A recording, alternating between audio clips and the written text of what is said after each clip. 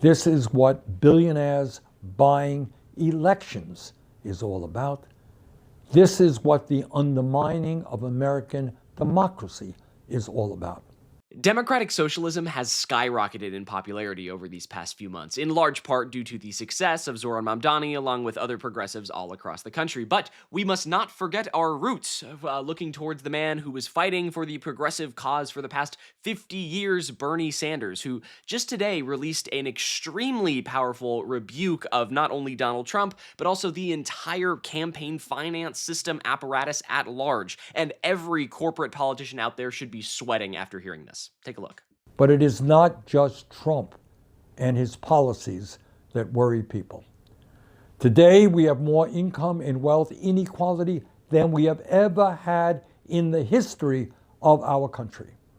While 60% of our people live paycheck to paycheck, trying to afford housing and food and health care and other basic necessities of life, the richest people in our country have never, ever had it so good. Bernie here recognizes the situation that the vast majority of Americans are finding themselves in. Hundreds of millions of people facing financial hardship with no real avenues forward, no better tomorrow. But Bernie actually does provide solutions. And one here is calling out how the establishment and establishment politicians at large will not be the ones that will get us there.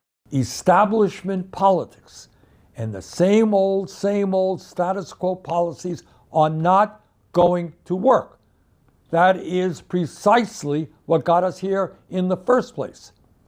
And that is what we have got to move away from. Exactly. And we have to escape this whole corrupt campaign finance system because it is antithetical to democracy as a whole. And there is one race where this is so unbelievably apparent, it's honestly laughable. And this race, of course, we're talking about the Senate primary in Michigan for the Democratic Party, where Abdul El-Sayed is facing off against Haley Stevens. And as Bernie talks about right here, some of this is actually insanely shocking. Take a look.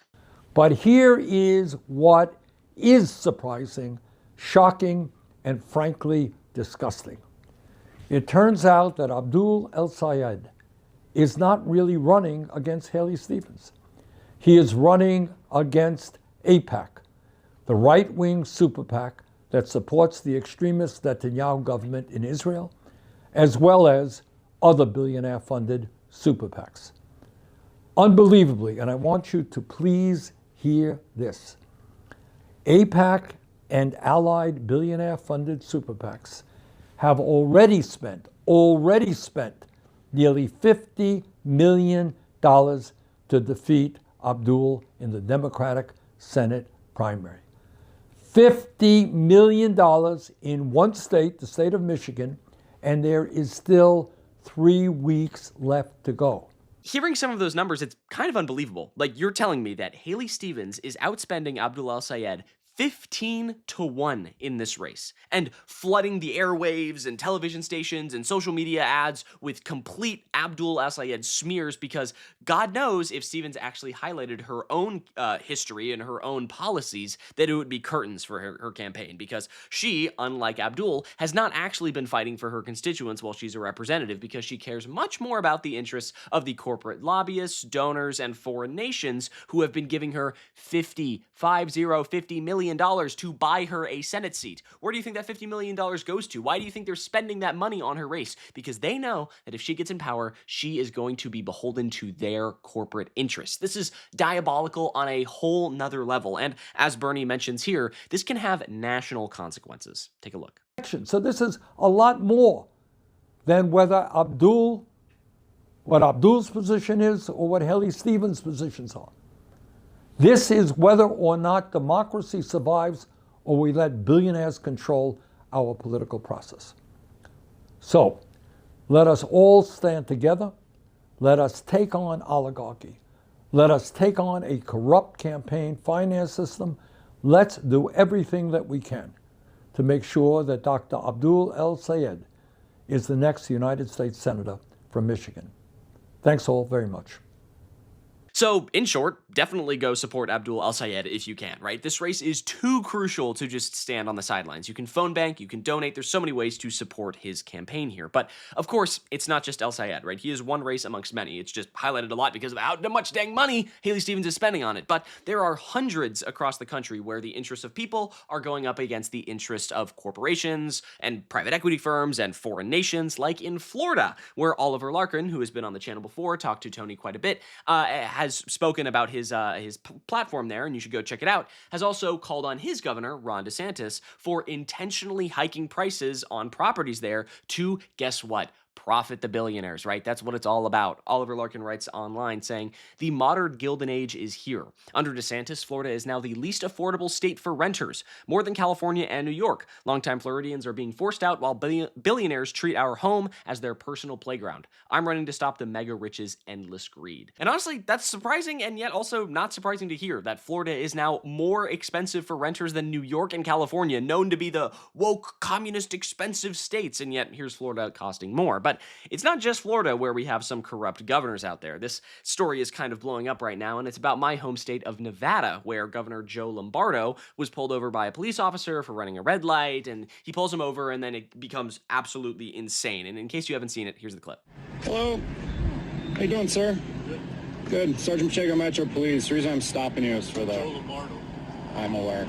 For the red light violation back there. Your right turn onto Giles here. So you're good to go, sir. Appreciate you. Have a good day. And if that's not blatant corruption, I don't know what is, right? But Joe Lombardo's opponent for the position of governor, Aaron Ford, the Democrat in the race, has called out this whole affair specifically targeting Lombardo and his corporate donors for, not actually having any consequences.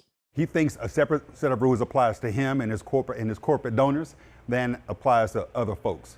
He absolutely abused his authority, invoking his name so that he did not even get a warning allowed to be provided by the officer. But as we all know, just calling it out is one thing, right? The finger pointing and finger wagging and saying, oh, this is bad, that's one thing. It doesn't get you far. But it's a completely other thing to take this whole affair and turn it into a hilarious moment to build community and benefit your campaign and constituents, because the Beverly Theater out in Las Vegas worked with the Ford team to offer free tickets to a screening of Batman if the attendant said, I'm Joe Lombardo, at the kiosk to get out of the ticket. Here's an announcement from Aaron Ford about it. Hey man, Aaron Ford. Batman 7 o'clock? Yeah, absolutely. I heard there's a way to get out of a ticket though. I'm Joe Lombardo.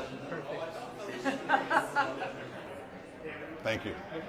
Got my free ticket to go see Batman at the Beverly. First time Joe Lombardo has ever lowered prices for anybody.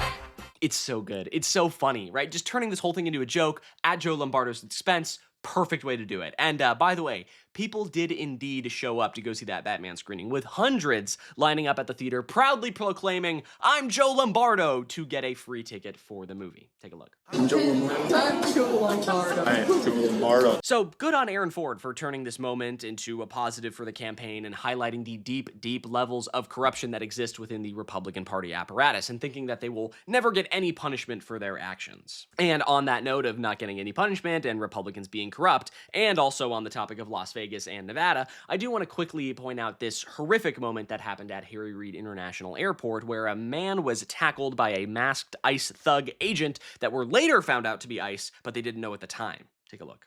What's going on? They know it here.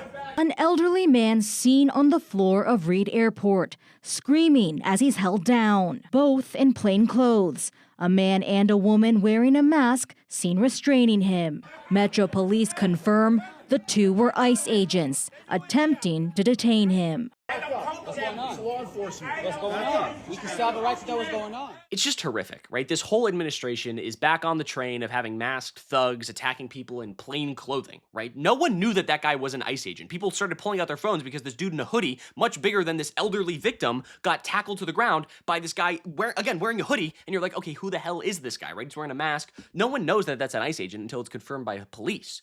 Right? So it's completely unacceptable, and we saw this before with Metro Surge in Minneapolis, and we've been here before, and we know how this ends, right? People are going to get seriously hurt or worse because of these ICE agents' actions, because they just don't think they'll have any consequences, right?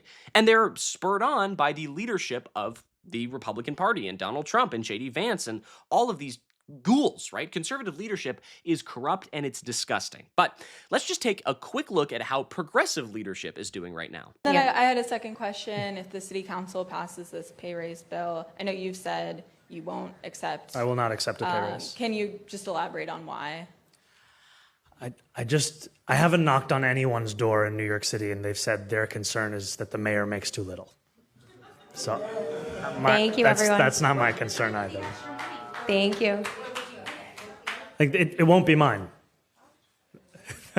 If it was mine, then that would mean I would be accepted. Yeah. Where would you want to see that money go if it's not going to your pocket? I think to go to the pockets of those who are struggling in this city.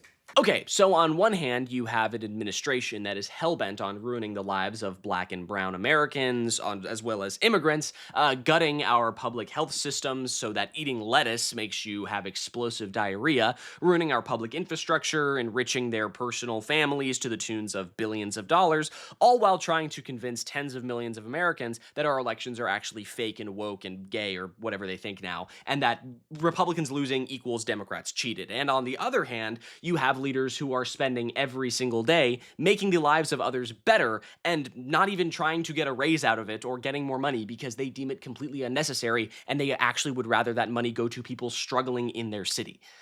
Right. Okay. And we're supposed to think that the progressives are the bad guys. Right. But if you agree that progressive leadership is where this country needs to be headed, be sure you subscribe to US Democratic Socialists for more news like this. I'm Iago Lashua. Hope you're having a good day. Goodbye.